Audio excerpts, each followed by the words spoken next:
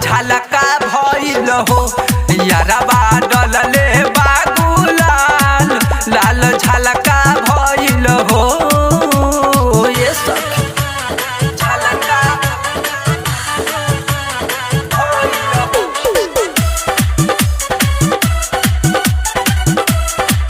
लाल झलका भइल हो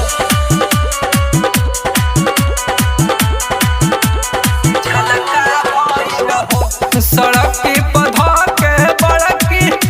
दीदी के साथ हमरो के न छोड़लस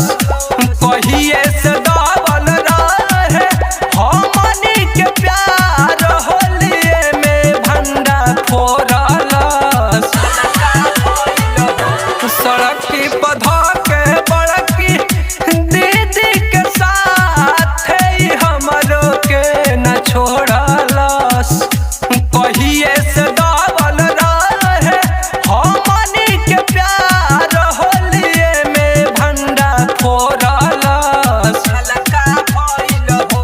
दला पिठनी में कल घुमल का भइल हो दला पिठनी में कल घुमल का भइल हो यारबा डलले बा गुलाल लाल झलका भइल हो यारबा डलले बा गुलाल लाल झलका भइल हो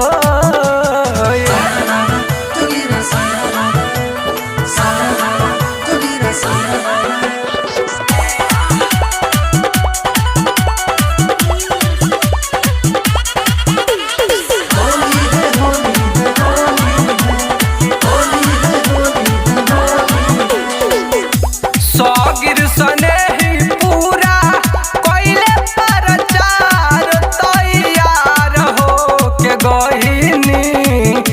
जनले जनार धन त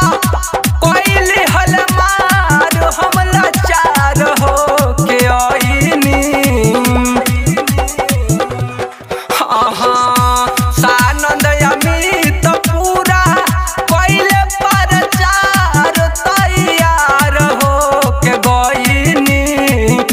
जनले जनार धन त कइले हल मार हमला चार हो के आईनी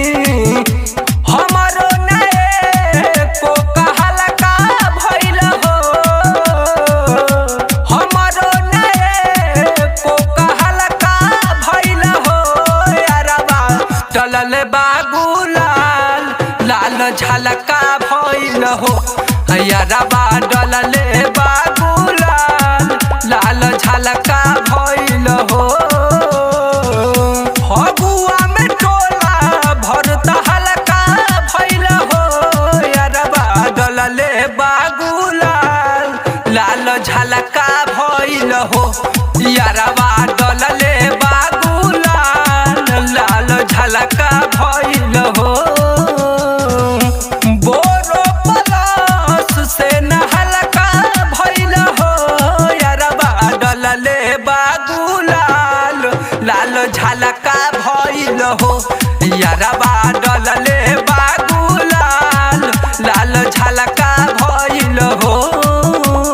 ये सखी। अभी आप सुन रहे हैं त्रिलोकी रिकॉर्डिंग स्टूडियो दिल्ली।